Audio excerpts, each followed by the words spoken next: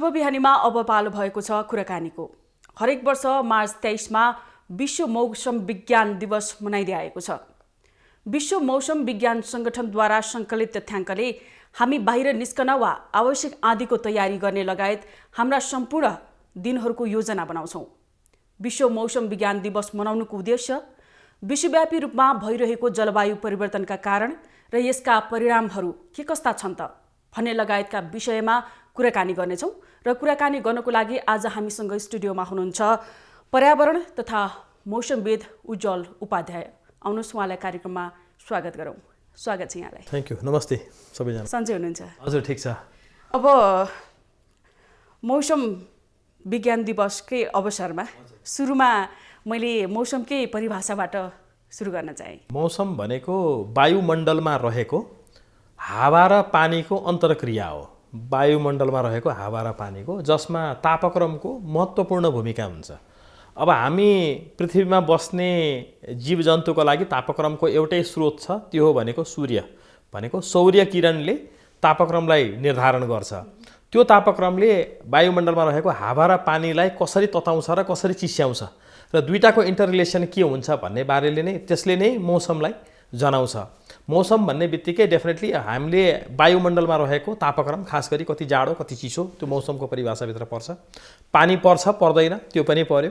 घाम लाग्छ लाग्दैन, घाम लाग्नु त स्वाभाविक हो, तर बादल लाग्यो भने घाम छेकिने भयो। बादल भनेको आफैमा हावा र पानीको मिक्सचर हो त्यो। र त्यसै गरी आँधीहुरी। आँधीहुरी पनि कस्तो भन्दाखेरि वायुमण्डलीय प्रक्रिया हो।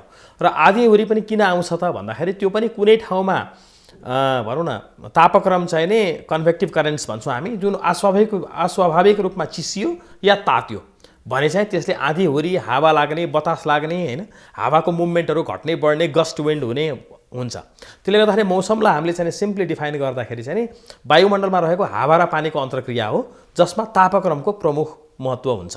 त्यसले नै मौसमलाई डिटरमाइन गर्छ। तर अहिले त कतिपय मान्छेहरूलाई ज्ञान नहुन सक्छ मौसम र जलवायु भनेको के हो भन्ने खालको। तर जलवायुलाई चाहिँ कसरी परिभाषित गर्छ? यस्तो छ, मौसम भनेको चाहिँ नि अहिले आजै हामीले कुनै कुरा रेकर्ड गऱ्यौँ भने त्यो मौसम भयो। जस्तो भनौँ न, अब अहिले चैत महिना चलिरहेको छ, अस्वाभाविक रूपमा हिजो र आज जाडो छ काठमाडौँ लगायत मुलुकभरि, त्यो मौसमले गर्दा भएको। तर चैत महिनामा तर जलवायु भनेको चाहिँ कस्तो भन्दाखेरि गएको 20 वर्ष या 30 वर्षसम्मको हामीले एभरेज डाटा निकालेपछि हामी चैत महिनालाई जाडो भनेर जनाउँदैनौँ, होइन। चैत महिनालाई ठिक्क जाडो पनि होइन, गर्मी पनि होइन, ठिक्कको मौसम भनेर जनाउँछौँ। जेठ महिनालाई गर्मी महिना भनेर जनाउँछौँ र पुस महिनालाई हामी जाडो भनेर जनाउँछौँ। कहिलेकाहीँ के भइदिन्छ भन्दाखेरि लगातार 3-4 दिन पानी पर्यो, घामै लागेन, निलो कालो भएर 3-4 दिन बस्यो भने जेठ महिनामा पनि के हुनसक्छ त, चिसो हुनसक्छ। काठमाडौँमा हामीलाई सिरक ओढ्नुपर्ने आवश्यकता पर्न सक्छ। तराईमै पनि कहिलेकाहीँ के हुन्छ त, यसो सानो ओढ्ने भए पनि ओढ्नुपर्ने हुन्छ जेठ महिनामा। तर फागुन महिना जाडो महिना हो, तर लगातार पानी परिदिएन, लगातार 10-12 दिनसम्म एकदम उज्यालो चर्को घाम लाग्दियो भने फेरि गर्मी हुनसक्छ। त्यसको कारणले गर्दा जेठ महिना फागुनभन्दा जाडो महिना भन्न त मिलेन, त्यो त एउटा भनौँ न एक्सेप्सन मात्रै भयो। त्यसले गर्दाखेरि मौसम भनेको चाहिँ नि आजको मौसम कस्तो हुन्छ, आजको तापक्रम, आजको वायुमण्डलीय प्रक्रिया, होइन, आजको वर्षाको स्थिति, त्यो एकदम टेम्पोररी हुन्छ। त्यसलाई हामी मौसम भन्छौँ। जलवायु भनेको चाहिँ नि गएको 30 वर्षको डेटा लिएर त्यो दिनको भनौँ न आज चैतको कति गते भयो, त्यो दिन कस्तो हुन्छ त भनेर भन्दाखेरि त्यसको हामीले एभरेज दिँदाखेरि त्यसलाई हामी जलवायु भन्छौँ। त्यसलाई मौसम परिवर्तन हुनु भनेको ठुलो कुरो होइन। जस्तो चैत महिनामा भनौँ 2-3 दिन पानी पर्यो, चिसो भयो, त्यो भनेको सामान्य हो। तर लगातार हरेक वर्ष चैत महिना धेरै जाडो हुन थाल्यो, लगातार हरेक वर्ष पुस महिना सोचेको भन्दा बढी तातो हुन थाल्यो, जेठ महिना चिसो हुन थाल्यो भने चाहिँ हामीले निश्चित रूपमा अब यो पर्मानेन्टली चेन्ज हुन लाग्यो है, यो अब चाहिँ जलवायु परिवर्तन नै भयो भनेर हामीले त्यसरी बुझ्छौँ। त्यसले गर्दा मौसम भनेको चाहिँ टेम्पोररी भयो, होइन, त्यो अस्थायी रूपमा भयो भने जलवायु भनेको अलिक स्थायी बुझ्छौँ हामीहरू। जस्तो कोही व्यक्ति साह्रै भद्र भलाद्मी भन्ने हाम्रो माइन्डसेट हुन्छ। त्यो मान्छे एकैछिन रिसाउँदैमा यो मान्छे बिग्रेछ भन्न मिलेन, होइन। एकछिन ऊ रिसाउनु भनेको चाहिँ त्यो उसको त्यो दिनको मुड खराब भयो होला, तर ओभरअल उसको इम्प्रेसन त भद्र भलाद्मी जेन्टलम्यान हो नि त।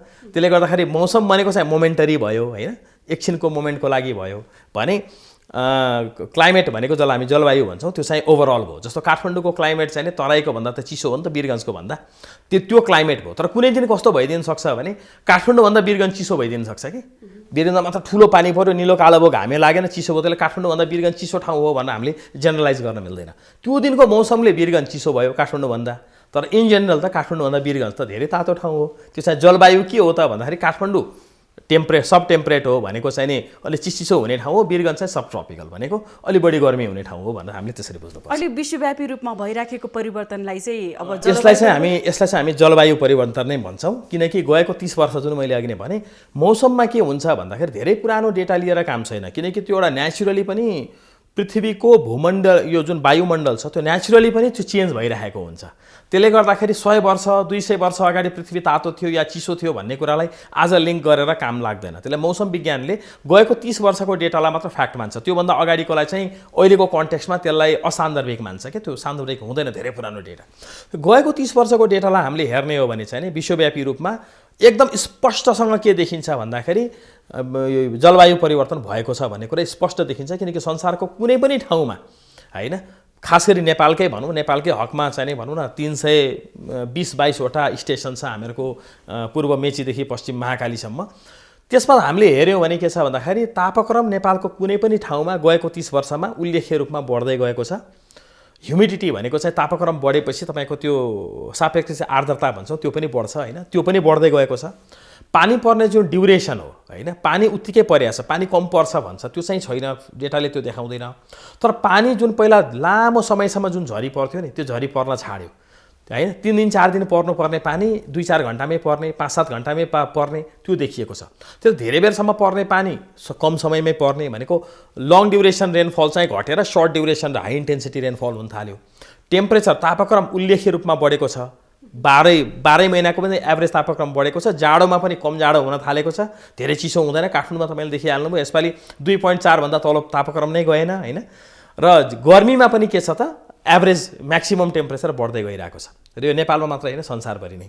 त्यसले गर्दाखेरि तापक्रम र भनौँ न वर्षाको प्रक्रिया र अर्को महत्त्वपूर्ण कुरा चाहिँ ह्युमिडिटी भनेको सापेक्ष आर्द्रता, यो कुराहरू बढ्दै गएको कारणले गर्दाखेरि विगतको तुलनामा गएको 30 वर्ष यता हेर्नुहुन्छ भने हाम्रो जस्तो मुलुकमा पनि तपाईँको मनसुन कमजोर हुने, ढिलो हुने, जाडो महिनामा पानी धेरै कम पर्ने, जस्तो यसपालि हिउँदे वर्षा भएन हैन।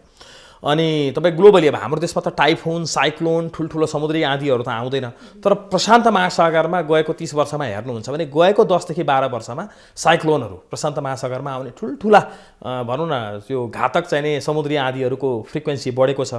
भारतमा पनि तपाईँले यो बे अफ बेङ्गाल र यो के भन्छ उडिसाको पूर्वी तटमा हैन, अन्डमान निकोबारतिर चाहिँ डिप्रेसनहरू पहिलाको तुलनामा बढी क्रिएट हुने र बढी चाहिँ नि ठुल्ठुला चाहिँ नि एक्सट्रिम वेदर इभेन्ट्सहरू हुने त्यो भएर देखिएको छ। त्यसले गर्दाखेरि एकातिर पृथ्वीको तापक्रम पनि बढ्ने, रेनफलको प्याटर्न पनि चेन्ज हुने, ह्युमिडिटी पनि बढ्ने, साइमल्टेनियसली अर्कोतिर एक्सट्रिम वेदर इभेन्ट्सहरू ठुल्ठुला डरलाग्दा चाहिँ मौसमी भनौँ न यो एक्टिभिटिजहरू गतिविधिहरू पनि बढेको कारणले गर्दाखेरि के रिलेट गर्न सकिन्छ भन्दाखेरि जलवायु परिवर्तन निश्चित रूपमा भएको छ र एकदम भिजिबली हैन, देखिने गरी नोटिस हुने गरी नै देखिएको छ, जसले धेरै हदसम्म भनौँ न धनजनको क्षति पनि गरेको छ भन्ने कुरा स्पष्ट हुन्छ। अहिले त पछिल्लो समय चाहिँ हिमाली क्षेत्रमा पनि धानहरू चाहिँ उत्पादन गर्न सकियो भन्ने खालको कुराहरू पनि आइरहेको छ नि, यो चाहिँ के तापक्रमले मात्र प्रभाव पार्छ कि यसलाई अन्य कुराले पनि प्रभाव? यस्तो हुन्छ जस्तो भनौँ न 30 वर्ष अगाडिसम्म काठमाडौँमा आँप, लिची, मेवा जस्ता फलहरू फल्दैनथे। हुन त यता आएर अलिकति हाइब्रिड सिडहरू पनि आउन थाल्यो हैन। पहिला बचाउन लिची, आँप भनेको जुन इन्डिजिनस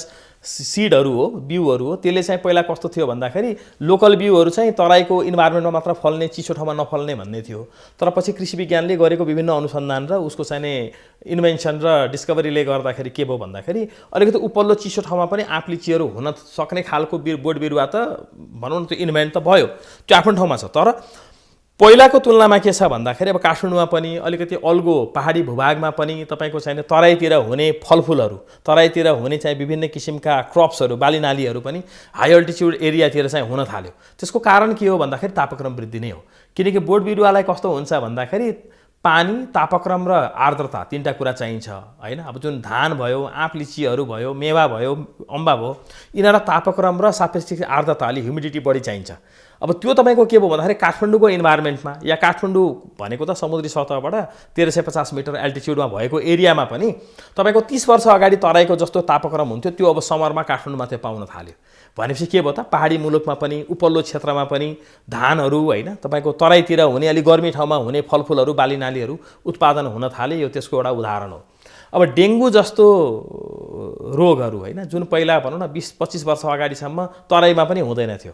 यो चाहिँ भारतको दक्षिणी बिहारतिर, अहिलेको झारखण्डतिर या चाहिँ भनौँ एकदमै गर्मी हुने यो चाहिँ नि ट्रपिकल क्लाइमेटमा मात्र त्यो डेङ्गु देखिन्थ्यो भने 7-8 वर्ष अगाडि 10 वर्ष त्यति अगाडि तराईमा देखिन थाल्यो। अब काठमाडौँमा देखियो, किनकि डेङ्गु भनेकै लामखुट्टेले सार्ने हो। 25-30 वर्ष अगाडि त अब मलाई त त्यति राम्रोसँग याद छैन, हाम्रो चाहिँ नि भनौँ न अब पुर्खाहरूले भन्दाखेरि काठमाडौँमा लामखुट्टे नै हुँदैन थियो भन्ने थियो।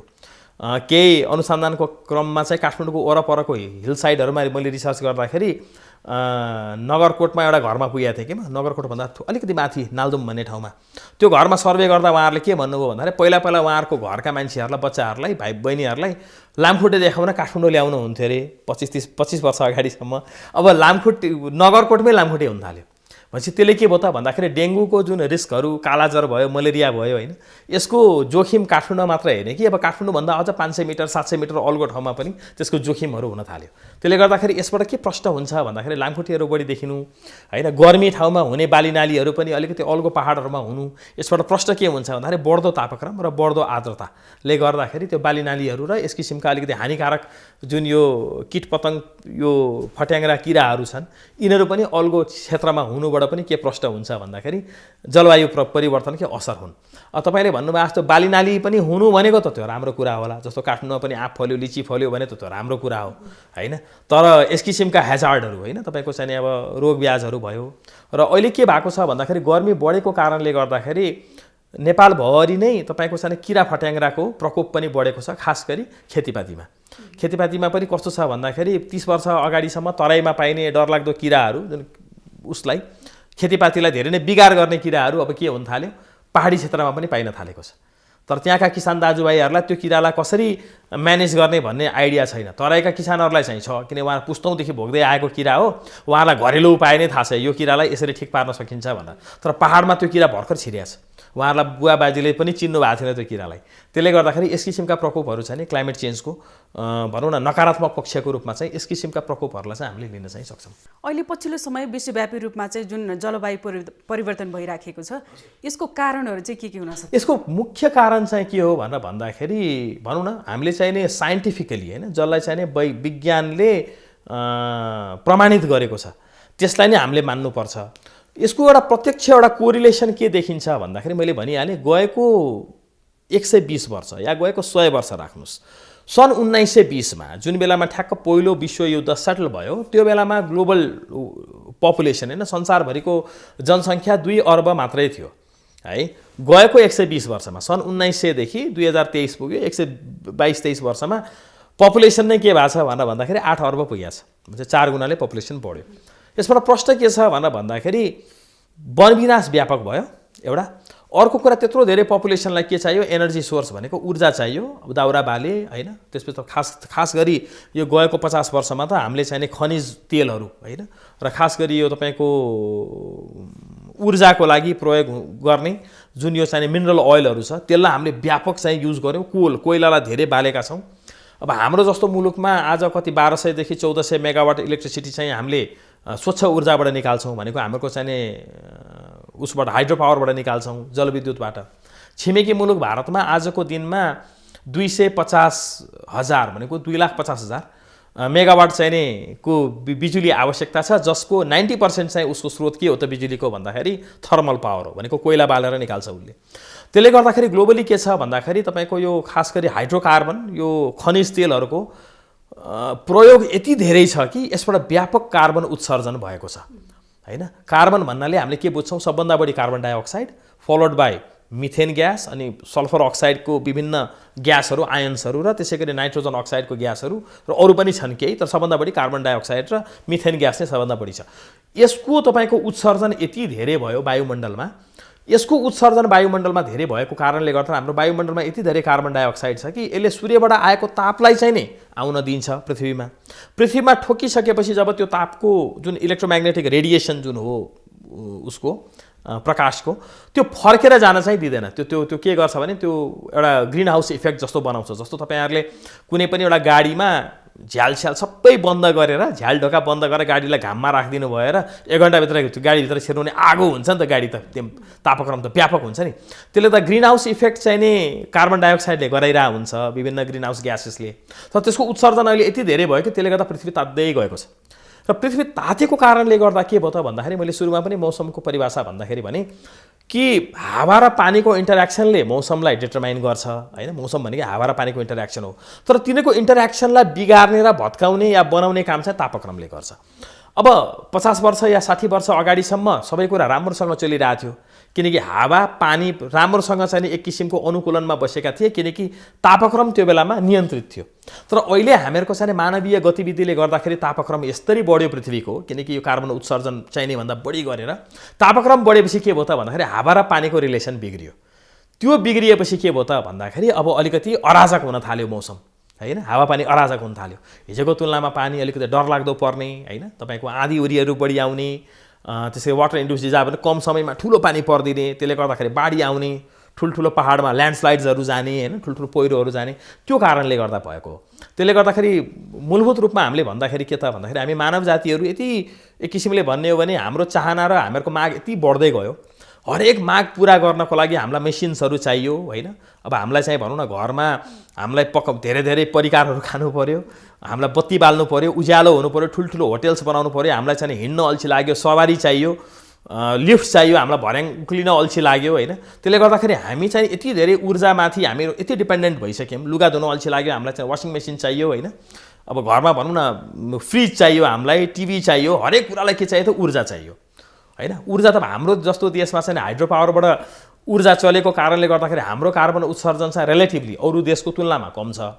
तर अरू देशहरूले त ऊर्जाको स्रोत कहाँबाट ल्याउने त भन्दाखेरि कोइला नै बाल्नु पर्यो हैन। अब हामीले पनि भनौँ न इलेक्ट्रिक गाडी त हामी कहाँ कति नै छ र, डिजल कारमै चढ्नु पर्यो हैन, पेट्रोल कारमै चढ्नु पर्यो। त्यसले गर्दाखेरि कार्बन उत्सर्जन व्यापक रूपमा किन बढ्यो त भन्दाखेरि हाम्रो माग र एक किसिमले भन्यो भने हाम्रो लोभ हैन, मानव जातिको लोभ बढ्दै गयो। एक त गएको 100 वर्षमा हाम्रो पपुलेसन नै 4 गुणाले बढ्यो, 2 अर्बबाट 8 अर्ब भयो। त्यसमाथि मानव जाति झन् लोभी भइरहेछन् र चाहिँ मूल कारण चाहिँ किन प्राकृतिक स्रोत र साधनको चरम दोहन हैन, एक्सट्रिम एक्सप्लोइटेसनको कारणले गर्दाखेरि हाम्रो चाहिँ नि अवस्था त्यहाँ पुगेर, जसले गर्दा कार्बन यो उत्सर्जन धेरै भएको कारणले गर्दा पृथ्वीको तापक्रम बढ्दै गयो, जसले गर्दाखेरि क्लाइमेट चेन्ज हुँदै गयो र त्यसले अल्टिमेटली हामीलाई नै दुःख दिइरहेछ, हामीलाई नै खाइरहेको छ। मुख्य रूपमा मानवीय क्रियाकलाप नै जलवायु परिवर्तनको मुख्य बाहेक अरूलाई त दोष दिन धेरै दोष नदिँदा नै हुन्छ। किनभने प्राकृतिक रूपमा भन्नु पर्यो भने जस्तो कहिलेकाहीँ वन जङ्गलमा नेचुरली पनि आगो लाग्छ, प्राकृतिक रूपमा पनि। अब त्यो जङ्गलमा आगो लाग्यो भने त्यसबाट निस्केको धुवाँ पनि कार्बन नै हो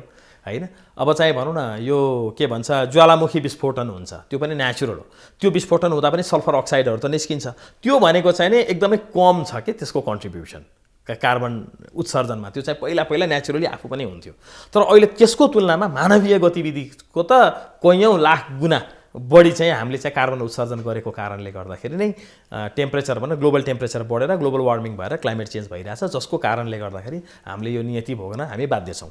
अघि नै यहाँले भनिसक्नुभयो जलवायु परिवर्तनले चाहिँ कृषिमा पनि उत्तिकै फरक पार्छ, स्वास्थ्यमा पनि फरक पार्छ। स्वास्थ्यमा विशेष गरी के कुरामा चाहिँ फरक पार्छ? स्वास्थ्यको कस्तो इन्ट्रेस्टिङ छ भने मैले अघि पनि भनिहालेँ, काठमाडौँमा डेङ्गु बढ्यो हैन। अब अहिले तपाईँ यो भनौँ न शुक्रराज यो के भन्छ सरुवा रोग अस्पताल जानुभयो भने, ट्रपिकल अस्पताल जानुभयो भने अब बिस्तारै अब गर्मी आउँदैछ हैन। पोहोर त डेङ्गुकै कारणले गर्दाखेरि मैले एक्ज्याक्ट डेटा बिर्सेँ, 50 को हाराहारीमा गएको वर्ष नेपालमा डेङ्गुको कारणले गर्दा मृत्यु भयो काठमाडौँ उपत्यकामा।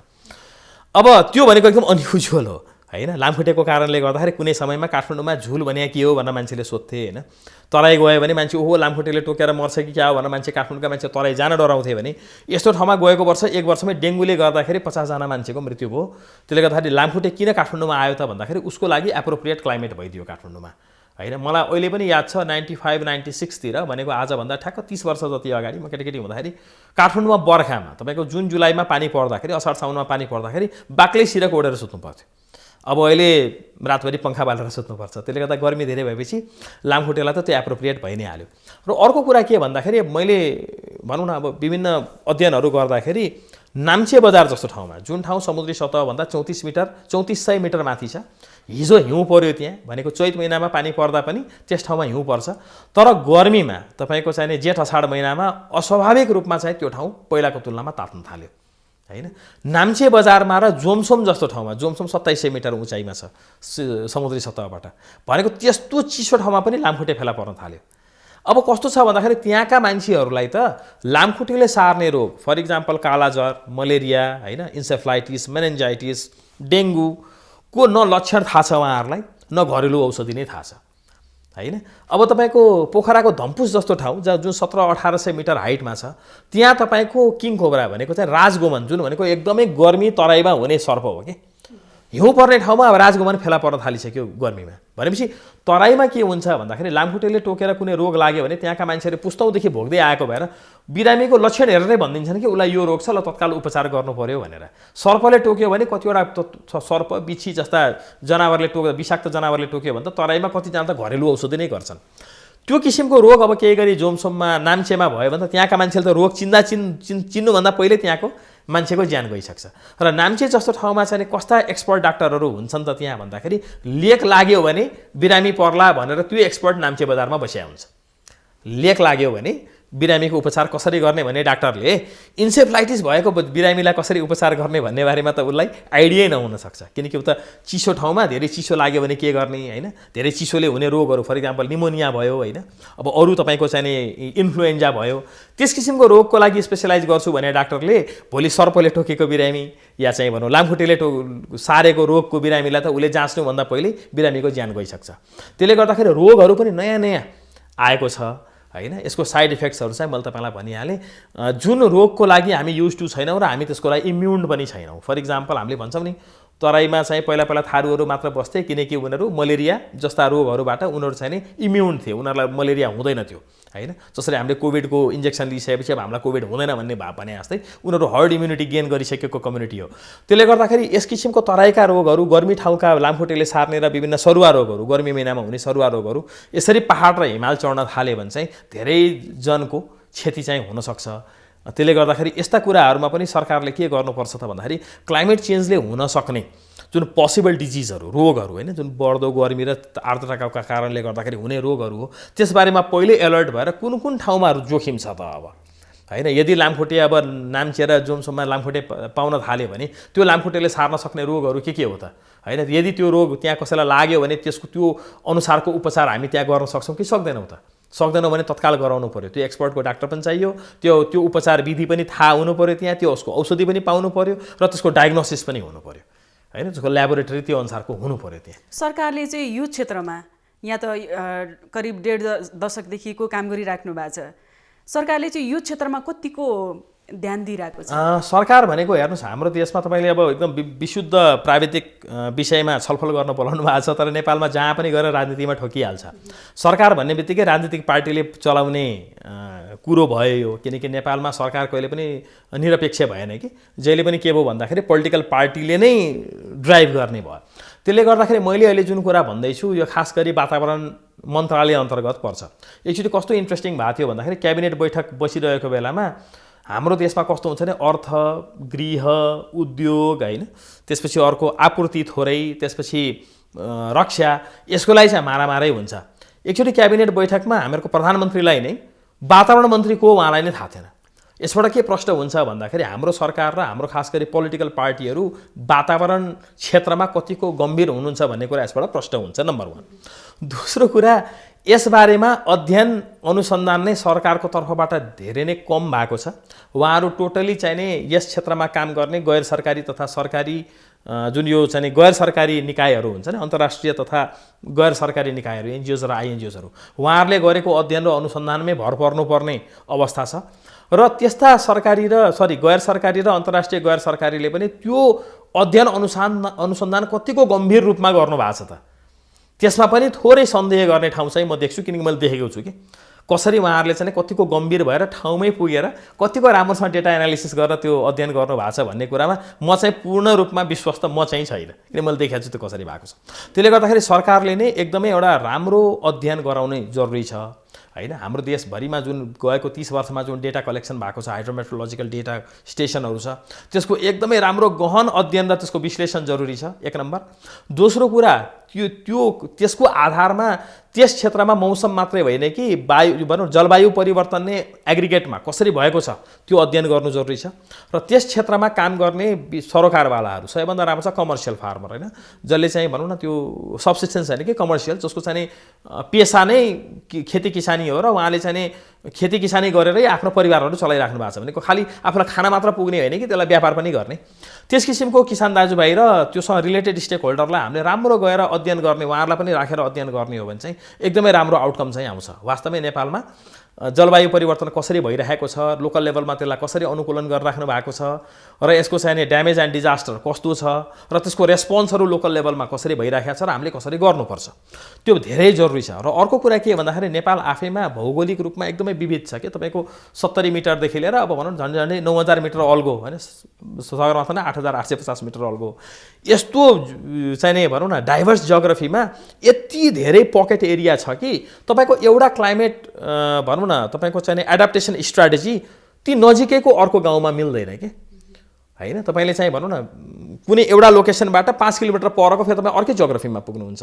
त्यसले गर्दाखेरि नेपालमा यति धेरै चाहिँ तपाईँको यो क्लाइमेटिक जोनहरू, माइक्रो क्लाइमेटिक जोन र जियोग्राफिकल लोकेसनहरू छ कि एक ठाउँमा भएको वातावरण यो जलवायु परिवर्तन अर्को ठाउँमा त फरक छ कि यहाँको रणनीति फेरि त्यहाँ काम लाग्दैन, किनकि त्यहाँको भनौँ न वायुमण्डलदेखि लिएर त्यहाँको क्लाइमेटिक सिस्टम नै फरक छ। त्यसले गर्दाखेरि नेपालमा त्यस्ता पकेट एरियाहरू कतिवटा छन् त्यो आइडेन्टिफाई गर्नु जरुरी छ पहिला, र त्यस्ता पकेट एरियाहरूलाई एउटा लेभलमा ल्याएर ल नेपालमा भनौँ न 20 किसिमका क्लाइमेटिक जोन पत्ता लाग्यो होइन, क्लाइमेटिक र जियोग्राफिकल जोन पत्ता लाग्यो भने हाम्रो 20 ठाउँमा फरक 20वटा अध्ययन हुनु पर्यो। त्यो 20 ठाउँमा कस्तो खालको वातावरण परिवर्तन भएको छ त्यो हेर्नु पर्यो, जलवायु परिवर्तन भएको छ त्यो हेर्नु पर्यो, र त्यसको लागि कस्तो रणनीति चाहिन्छ त्यो अध्ययन गरेर अनि मात्र हामी अगाडि बढाउन सक्छौँ। होल नेपालको लागि एउटा जेनरलाइज चाहिने भनौँ न यो क्लाइमेट चेन्ज एडाप्टेसन प्लानले पुरै देशभरि यसले काम गर्दैन।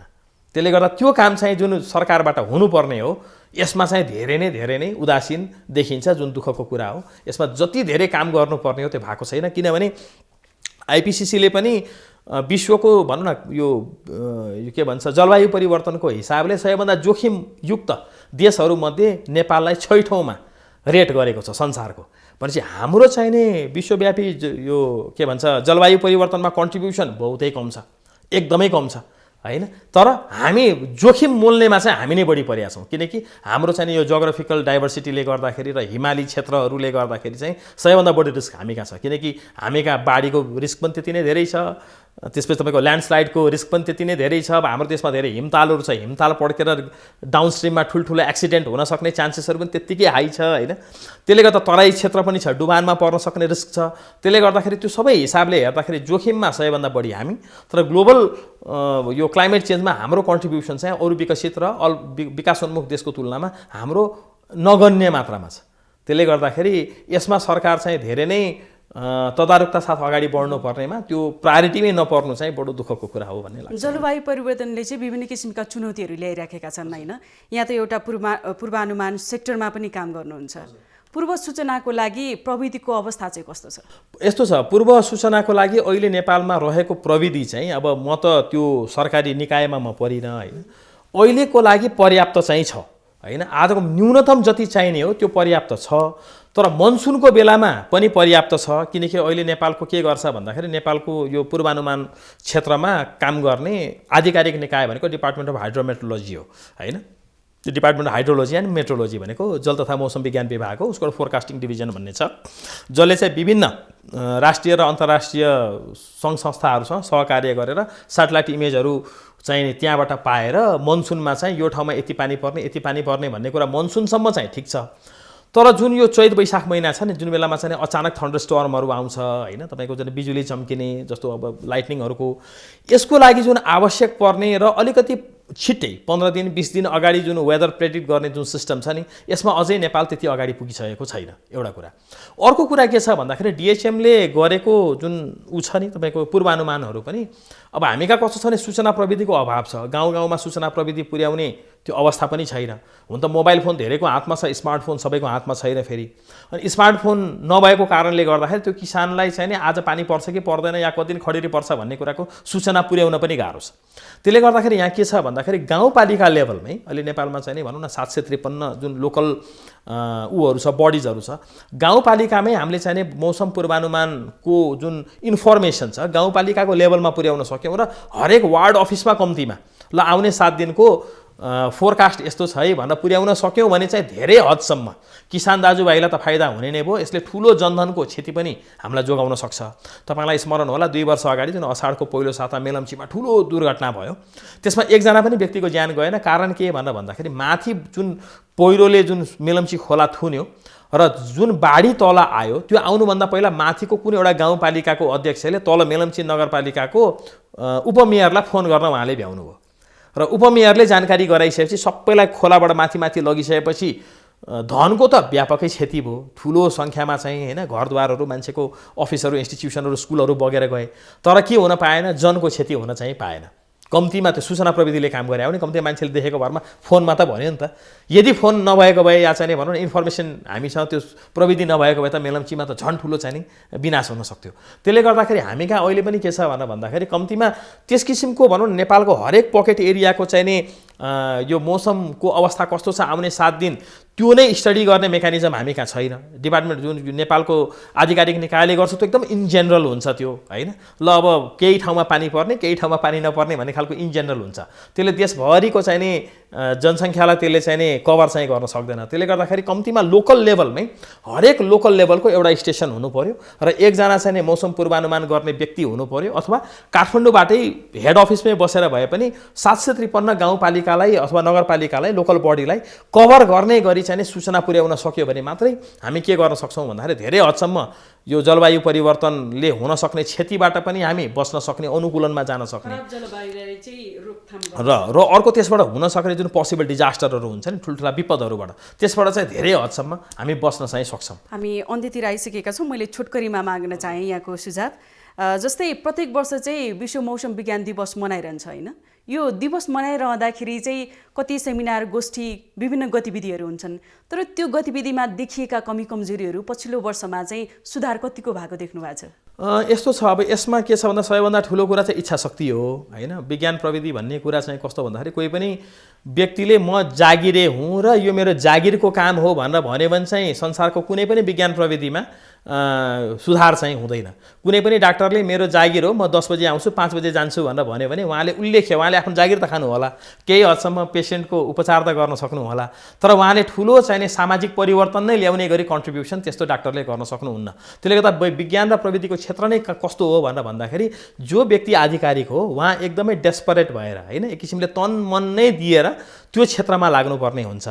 त्यसले गर्दाखेरि के छ भन्दाखेरि मौसम विज्ञानको भनौँ न यो एक्सपर्टहरूले पनि र खास गरी जलवायु परिवर्तनमा काम गर्ने जुन प्राविधिकहरू हुनुहुन्छ उहाँहरूले पनि यो क्षेत्रलाई आफ्नो जागिर नठानिकन 24 घण्टा तन मन लगाएर काम गर्नुपर्ने अवस्था अहिले छ। किनकि अहिले हामी क्लाइमेट इमर्जेन्सीमा छौँ, अहिले किसिमले भने जलवायु परिवर्तनको सङ्कटकालको अवस्था छ विश्वव्यापी रूपमा। त्यसले गर्दाखेरि त्यो लेभलमा गएर काम गर्नुपर्ने छ, तर त्यसमा पुग्न नसक्नु, त्यो लेभलको चाहिँ भनौँ न अर्जेन्सी सम्बन्धित व्यक्तिले नै, निकाय त निकाय, व्यक्तिले पनि फिल नगरिदिनु होइन। त्यसलाई खालि आफ्नो पद प्रतिष्ठा र प्रमोसनसँग मात्र लिङ्क गर्ने र आफ्नो आम्दानीको स्रोतसँग मात्र लिङ्क गरिदिनाले पनि हामी अलि पछि पर्या हो। यसको लागि एकदम डेडिकेटेड साइन्टिस्टहरूको चाहिँ धेरै नै जरुरी छ, जसले चाहिँ कुनै भनौँ न रिटर्नहरू चाहिँ एक्सपेक्ट नगरिकन म चाहिँ यसरी कन्ट्रिब्युट गर्छु भन्ने खालको साइन्टिस्टहरूको चाहिँ ठुलो कमी छ। र जहाँसम्म यो सभा गोष्ठी सेमिनारहरू तपाईँले भनिहाल्नुभयो त्यो हुन्छ पर्सि पनि, त्यो खालि एउटा चाहिँ कस्तो भन्दाखेरि प्रोटोकल पुरा गर्ने मात्रै एउटा फर्मालिटी मात्रै हो। यसले खासै परिवर्तन ल्याउँछ जस्तो मलाई चाहिँ लाग्दैन, विगतमा पनि ल्याएको होइन, अहिले पनि ल्याउँदैन।